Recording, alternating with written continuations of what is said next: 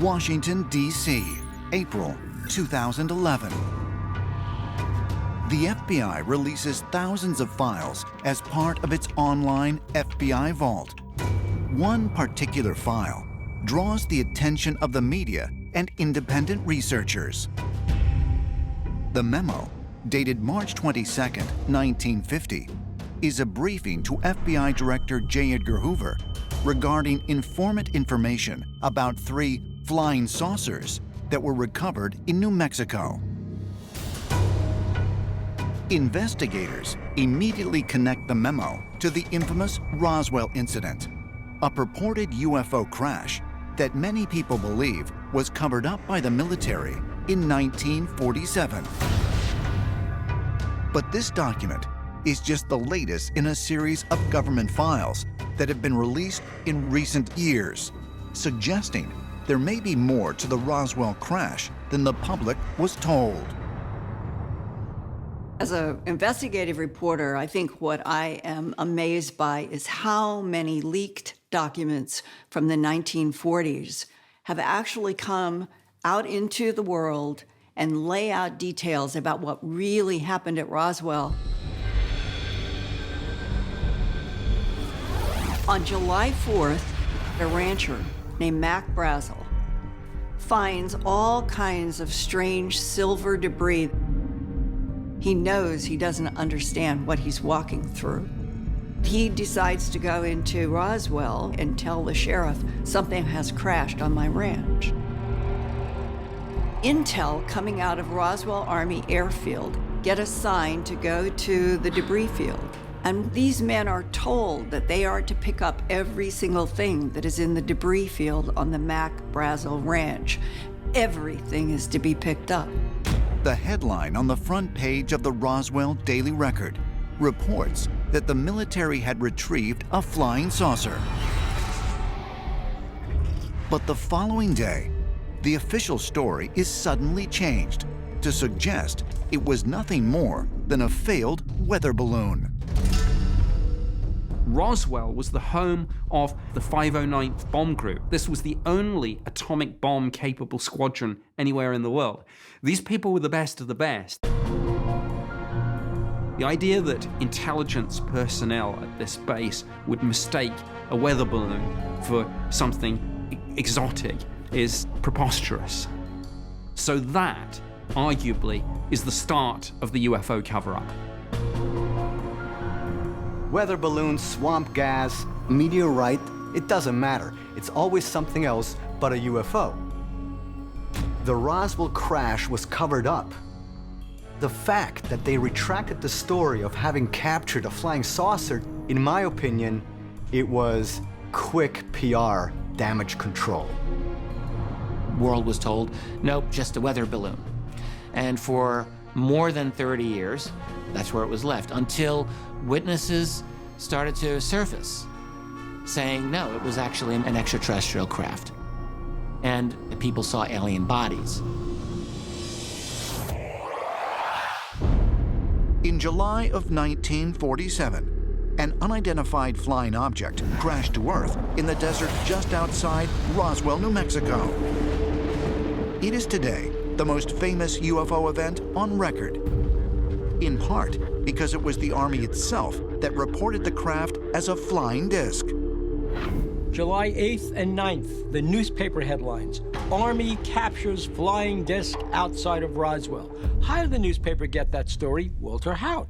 He was the official public information officer at the Roswell 509th, who gave the story to the newspaper. But the military quickly walked back its story. Within days, the mysterious Roswell UFO was given an earthly origin, when the government claimed that the downed craft was merely a weather balloon. They changed it and said it was a weather balloon and everything else. They said they took it to Wright-Patterson Air Force Base in Ohio. When you really think about this, why on earth would anyone send any kind of weather balloon to Wright Field for technical analysis? None of that makes any sense whatsoever, unless that material was much more exotic and much more scientifically interesting than just a mere balloon. When you look at the whole Roswell incident, it seems to be a recovery that was very much a scrambled, ad hoc thing. And, in fact, witnesses had been to the crash site before the military got there. So in the chaos of trying to clean up this crash site, you have to wonder that whether they would really get it all, where would this material actually go, and would they have left some of it behind just by accident? In April 2011, the FBI released thousands of files as part of its online FBI vault, including a 1950 briefing to FBI Director J. Edgar Hoover regarding informant information about 3 flying saucers that were recovered in New Mexico. Many researchers believe this corroborates long-standing rumors that the Roswell incident involved not 1, but 3 crashed UFOs. And there were numerous other incidents reported during that time period in the area of Roswell and White Sands Proving Ground that remain mostly unknown. You look at where the world today, when they think of UFO crash, they think of Roswell. Certainly, there have been crashes in New Mexico outside of Roswell. And we know that there were a lot of UFO crashes, going from the 47, 48, 49, and so forth. How did you come into possession of these pieces? Well, I'll never forget the day that Art Bell called me. And he said, Linda, I received a box with a letter, and there's some metal pieces in here. He said, I think they're aluminum, but I want you to start investigating. That would have been in 1996, that spring. Art Bell was the founder and original host of the long-running paranormal-themed radio program Coast to Coast AM. In 1996, he and Linda began to receive shipments in the mail of small metallic fragments. We started getting 2 shipments coming from a man who identified himself in a series of 5 typed letters. It said he was an Army sergeant, that his grandfather had died in 1974 and had left a box that had a diary and medals. And the Army sergeant said, I want you to have this and see what you can find out. The letters detail how the grandfather extracted the metallic items from a wedge-shaped craft while working as a member of a recovery crew between Roswell and White Sands Proving Ground in 1948. Art Bell turned over these mysterious fragments and letters to Linda Moulton Howe for further study. In June of 1996, Linda commissioned university researchers to use a scanning electron microscope and a technique known as X-ray fluorescence spectrometry to analyze the samples. The analysis revealed alternating microscopic layers of the metals bismuth, magnesium, and zinc, only microns thick. A combination that baffles exotic metal experts. I think we've got technology that we didn't make. A lot of people have come forward with bits and pieces of the same tale. We are presently analyzing metamaterials that we did not make, that's created in a way that is beyond our technology. In April of 2014, ancient astronaut theorist Georgios Tsoukalos traveled to Walker Air Force Base in Roswell, New Mexico, to meet with the city's mayor, Del Journey, and to get a rare look at the hangar where the Roswell wreckage and extraterrestrial bodies were allegedly first taken.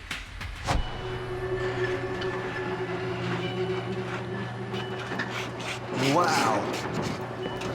This is huge. So what do you think? Man, I have goosebumps right now. I mean, we're walking on history. It's amazing, isn't it? And are you familiar where the spot is, where they actually Well, put 'em? you know, the information that I have says that it's probably right over here in the corner. They took them over there, did an examination of the bodies. So this is where it was. This is it. Yeah, come on in. They have the debris out here in the hangar area, and they bring the bodies inside this room. I really don't know what to say, because, I mean, if this was it, You're standing where, yeah, where extraterrestrial beings might have been. Where did the debris go? Where did it end up? Well, it ended up with the government, of course. My understanding is it took the bodies to Wright-Patterson Air Force Base. Certainly probably took the debris as well and have it well preserved in a military installation someplace. Roswell researchers suggest a government-sanctioned bond of secrecy has prevented witnesses of the crash and retrieval from coming forward publicly. But many did choose to come forward later in life, including the first military officer to arrive at the Roswell crash site, Major Jesse Marcel. According to his grandson, Marcel privately shared many details of his experience with the family. My grandfather, Major Jesse Marcel, he was head of intelligence for the 509th Bombing Group. As a kid, basically around the dinner table, we talked about Roswell.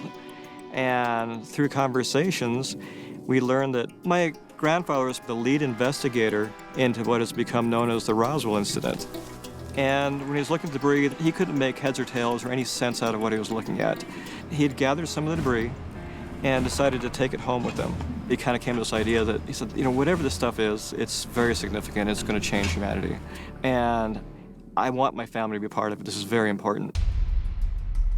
According to the family's story, Major Marcel came home after his first visit to the site and laid the debris out on the floor of their kitchen. Some of the material was a strange, thin metal, similar to foil, except when crumpled up into a ball, it would bounce back to its flawless state. Marcel also claims the metal was not the same material featured in newspaper photographs being held by his grandfather. There's a pretty famous picture of him holding a piece of debris, which is just a piece of foil, basically, and it was weather balloon material. He grudgingly went along with the story, held it. And if you take a look at that, you'll notice that he's not looking at the camera. He's looking up somebody barking him orders. He fell in line begrudgingly and did what he was supposed to do.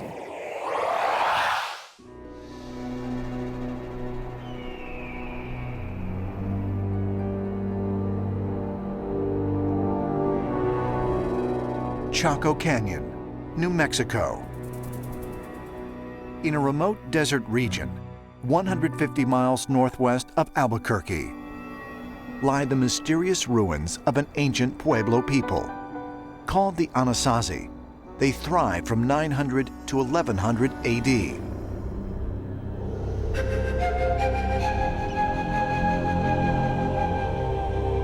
This is the plaza of Pueblo Bonito. This is a representation of our place in the universe. You've got the worlds above, the worlds below, and this right here is our plane of our world.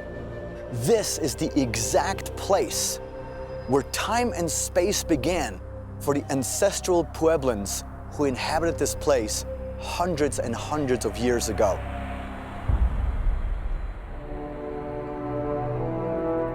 Scholars believe the Anasazi, or Ancient Ones, built their civilization with advanced knowledge of engineering, mathematics, and astronomy.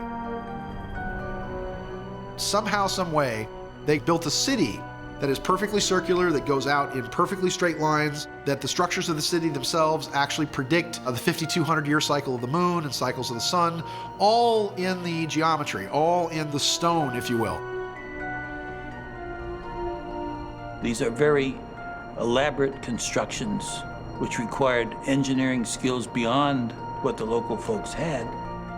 It had to be done by an advanced civilization.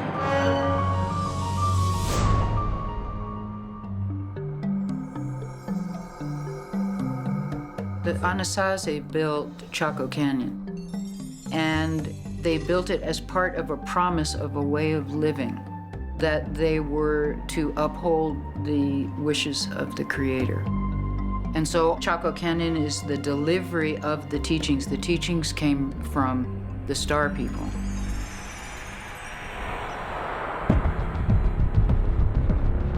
But how did these ancient people engineer such elaborate structures without modern machinery? And just who were the star people who brought knowledge to the Anasazi? Ancient astronaut theorists believe the answers can be found by looking at the ancient rituals and myths of Chaco Canyon. According to local legends, the Anasazi believed in a multidimensional existence and practiced sacred rituals called crystal stargazing, ceremonies believed by some to enable time travel. If you go up into the cliff dwellings of the Anasazi, there are elaborate star maps up in those caves. And that's where the crystal stargazing ceremonies took place, where they had the ability to traverse space and time. What we're seeing within this area are people who basically say that they somehow emerged out of a different dimension onto this place. And they say that this for them is a place of emergence. They say that they interacted with mysterious creatures. Did the Anasazi really believe in interdimensional time travel, as some ancient astronaut theorists believe? If so, might they have left behind tangible evidence of otherworldly contact? I'm standing in front of the petroglyphs at Una Vida, and they're very amazing, as you can tell, with animal life. But there's also some very weird creatures standing there, humanoid figures, and one guy is holding what to me looks like a representation of a spiral galaxy.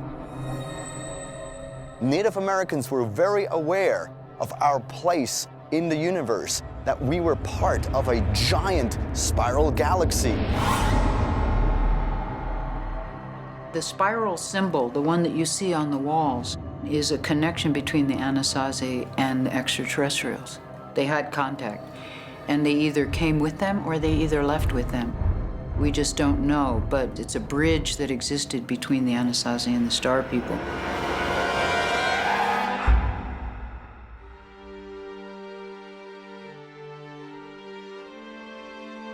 Four very interesting humanoid petroglyphs have been found, one of which hovers above the other three humanoids with antennae sprouting out of its head. Some have suggested that this is a depiction of the ancient ant people that emerged to essentially jumpstart human civilization. According to the legends of the Hopi, a Native American tribe believed to be the descendants of the Anasazi, the ant people saved them from the first destruction of the universe. The ant people are described as very special cosmic visitors, maybe even star beings, extraterrestrials, who rescued them from this cataclysm by taking them underground. What's interesting about this is that in ancient Sumeria, they tell of beings called the Anunnaki, who also came from the stars. The Hopi word Anu means ant, and the word Naki means friend. Is it possible that the Anunnaki are the ant friends or ant people that the Hopi were describing? Roswell, New Mexico, July 1947. Major Jesse Marcel, the head intelligence officer at Roswell Army Airfield, travels to Fort Worth, Texas, with the debris recovered from the Roswell crash site. He and Brigadier General Roger Ramey, head of the 8th Air Force, are scheduled to present their findings to the media. Jesse Marcel flies to Fort Worth, the headquarters of the 8th Air Force, and he's set up to tell the whole world about the crash of a flying saucer at Roswell. Except Roger Ramey says to Jesse Marcel, could you just go in the map room for a second? I want to arrange some stuff out here. The story from Jesse Marcel and from the photographer is that the real wreckage had been spirited away. Hold up something. get some Reynolds wrap off the fish in your freezer and hold it up and say, that's what you found, not a disc, which is exactly what they did. And the reporters basically just turned around, went home. For UFO researchers, evidence that the actual wreckage from Roswell was indeed replaced with a weather balloon can be found within the notorious photograph, along with clues as to what was being hidden from the public. When General Roger Ramey was posing for photographs with Jesse Marcel in the aftermath of all of this, you can see him very clearly holding a piece of paper. General Ramey had a document in his hands, the so-called Ramey memo.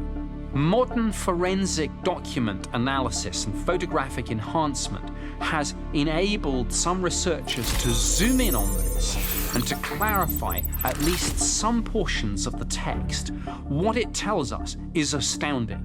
Some of the phrases in the memo are victims of the wreck and disc which we will ship.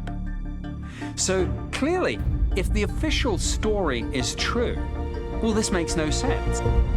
No, clearly something more than just a weather balloon was involved here, and the memo might just be the smoking gun.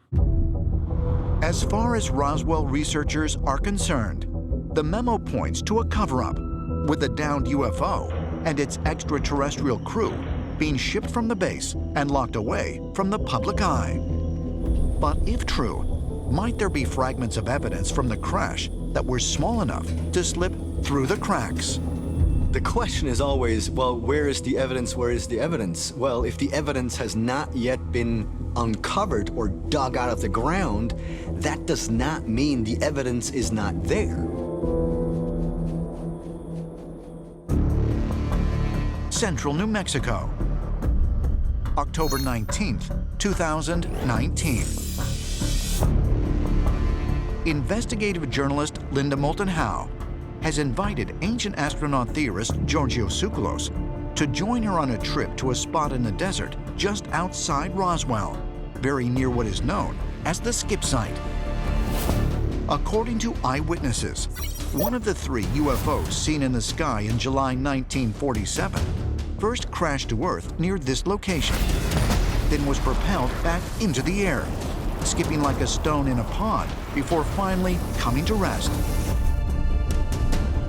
Linda was contacted by geologist Frank Kimbler, who wants to show her mysterious metal fragments that he found here and search the area for more.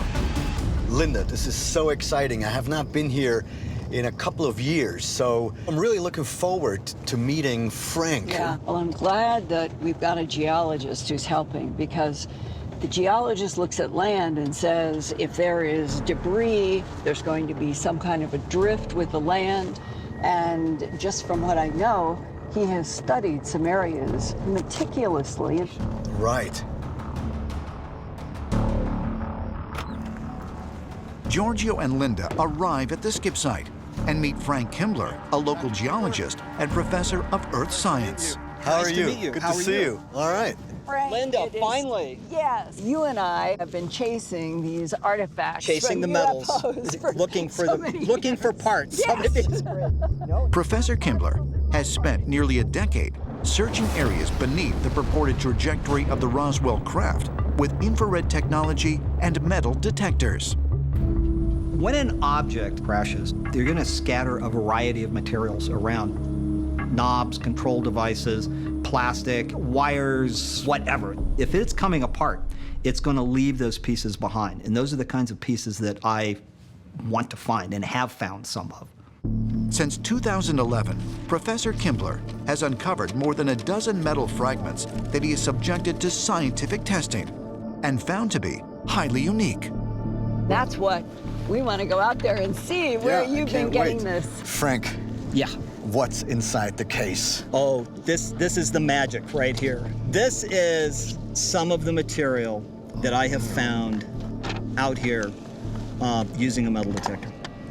Interesting. This stuff is very interesting. It's all twisted and mangled up. Something that you would expect to happen from a crash is to have metal that's compact and twisted.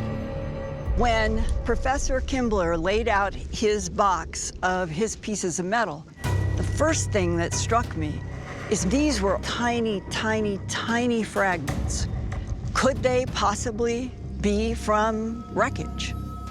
These pieces are small, which is things that the government would have missed. They wouldn't have been able to find it. And here's my magic. Let's get a comparison here. Oh, This- look at that. Look at that. Look at, it's like a snowfield. After all these years, all of the pieces, they look absolutely pristine. That's the magnesium zinc side. This has got layers to it. That's amazing. It's But I bet you've never seen anything like no. this. Being an earth scientist, being a geologist, I've seen lots of all kinds of materials that are out there. I have never, ever seen anything like this. This fragment that Linda is showing me, that stuff is absolutely amazing. I've never seen anything like it before in my life. And what's interesting about it is that it has some layers, some banding on it. And that banding is very similar to some of the banding that I found in photomicrographs of the material that I have from out here. I think as That is Giorgio awesome. is holding this, he's holding something made by another intelligence from someplace we don't understand, and this is truly extraterrestrial.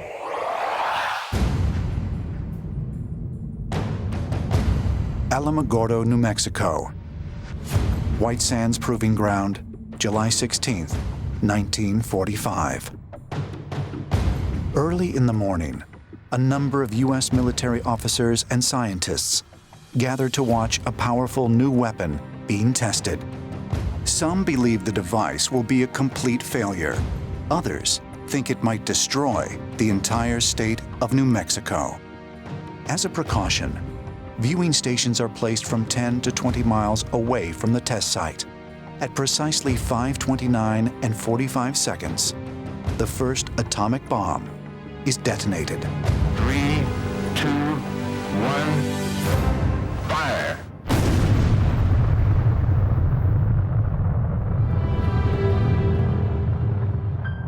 The blast emits a fireball over 600 feet wide and produces an explosion equal to 20,000 tons of TNT. The mushroom cloud reaches over 7 miles in height, and the reverberations can be felt nearly 100 miles away. The world had a new weapon, one so terrifying it left even its creator, Dr. Robert Oppenheimer, shocked and shaken. Few people laughed. Few people cried. Most people were silent. For the first time in its history, the Earth had been assaulted by a man-made weapon of incredible power. But what if it had all happened before? What if an explosion of even greater force and destructiveness had long ago shaped the Earth's history? Some people have suggested, on the basis of a number of lines of evidence, that there may have been atomic warfare, atomic bombs, atomic explosions in the very distant past.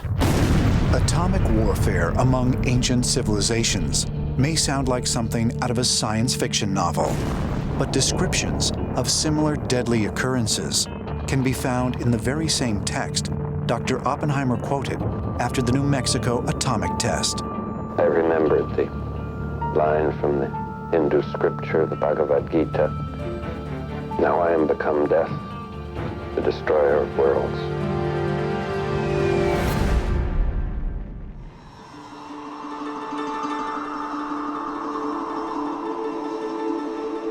Part of an ancient Hindu scripture known as the Mahabharata, the Bhagavad Gita was written sometime between the 5th and 2nd century BC. This massive 100,000-verse text contains stories about the ancient empire of Rama, which it is said existed over 12,000 years ago, or roughly 5,000 years before the earliest recorded civilization in Mesopotamia. If you read the ancient Indian epics, they read like modern-day science fiction. Yet they're thousands of years old, with references not only of flying chariots and of these gods that had these incredible technological capabilities, but incredible weapons. that they used in those epic battles. They had what was called a Brahma weapon. There were many people that were singed and burned and melted by the Brahma weapon. Ancient astronaut theorists believe the Brahma weapon was an early nuclear device because the descriptions of its deadly after effects are eerily similar to the effects of exposure to intense radiation. It is a theory largely discounted by conventional science. There is no evidence that a nuclear bomb was described in the Mahabharata, the Bhagavad Gita. It describes a battle. In battles, there are explosions, big explosions. It's one thing about suggesting that, battles have explosions, but that's not really what we're looking at. You gotta look at the whole picture. One reference that we have, for example, speaks of these explosions that were brighter than 1,000 suns. And when these blasts occurred, the suns were twirling in the air. Trees went up in flames, and there was just this mass destruction. After those blasts, people who survive started to lose their hair and nails started to fall out. I mean, right there, we have a concise reference to radiation poisoning, nuclear fallout. And those texts are thousands of years old.